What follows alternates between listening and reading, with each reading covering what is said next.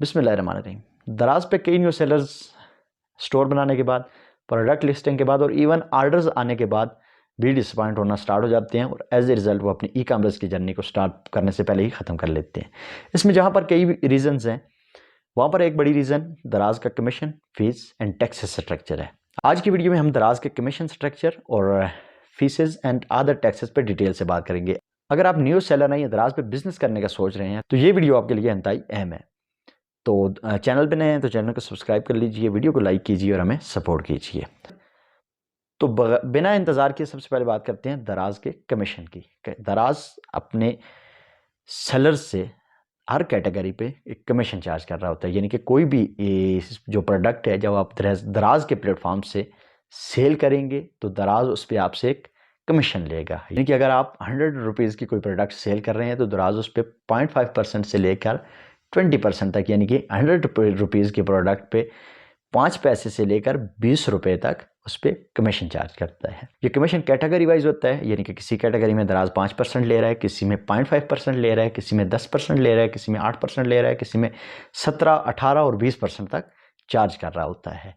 इसके लिए सबसे पहले आपने दराज यूनिवर्सिटी किसी भी मोबाइल स्मार्टफोन से या कंप्यूटर से दराज यूनिवर्सिटी में या गूगल पे आप सिंपली सर्च कर लें दराज कमीशन, तो वो वहाँ पे आप अपनी कैटेगरी के हिसाब से इसको एक्सप्लोर कर सकते हैं कि यानी एक दराज कौन सी कैटेगरी पे कितना कमीशन चार्ज कर रहा होता है।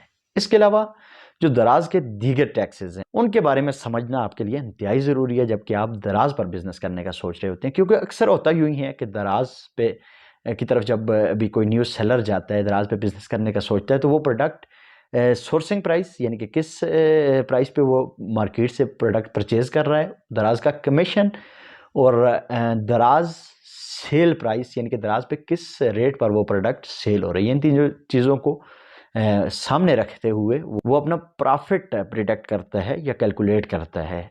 जबकि दीगर टैक्सेस या फीसेस लेने के बाद जब दराज उसको पे आउट करता है तो वो उसकी समटाइम्स जो प्रोडक्ट सोर्सिंग प्राइस है, यानी कि जिस प्राइस पे उसने प्रोडक्ट खरीदी होती है, तो उससे भी कम होता है। एज ए रिजल्ट वो या तो कंप्लेंट कर रहा होता है या फिर वो दराज की इस सफ़र को खुदा हाफिज कह देता है। तो आपने ऐसा नहीं करना। आपने अगर न्यू बिजनेस करना है दराज पे तो कमीशन के साथ साथ दो मजीद टैक्सेस दराज आपसे चार्ज करता है। सबसे पहले दराज का कमीशन आ गया, उसके बाद दराज 2% पेमेंट फीस आपसे चार्ज करता है, यानी कि एक प्रोडक्ट अगर आप 500 में सेल करेंगे तो कमीशन के अलावा दराज 2% यानी कि 500 की जो प्रोडक्ट है उस पर दराज 10 रुपीज़ यानी कि 2% आपसे चार्ज करेगा। इसके साथ साथ जो तीसरा टैक्स है दराज जो आपसे चार्ज करता है वो है वैल्यू एडिड टैक्स, जिसको वैट बोलते हैं। वो उसको हम कुछ इस तरह से कैलकुलेट कर सकते हैं कि दराज कमीशन प्लस दराज पेमेंट फीस प्लस जो डिलीवरी चार्जेस जो कि बायर ने पे करने होते हैं, यानी कि जिस बंदे ने दराज से प्रोडक्ट खरीदी होती है, लेकिन उस पे भी 16% जो टैक्स है यानी कि वैल्यू एडिड टैक्स वो दराज आपसे यानी कि सेलर से चार्ज करेगा। तो आपने जब भी दराज की प्रोडक्ट हंटिंग या प्रोडक्ट सोर्सिंग की तरफ जाना है तो इन तीन टैक्सेस को आपने सामने रखना है। सबसे पहले कमीशन, नंबर 2 पेमेंट फीस और नंबर 3 वैल्यू एडिड टैक्स यानी कि वैट।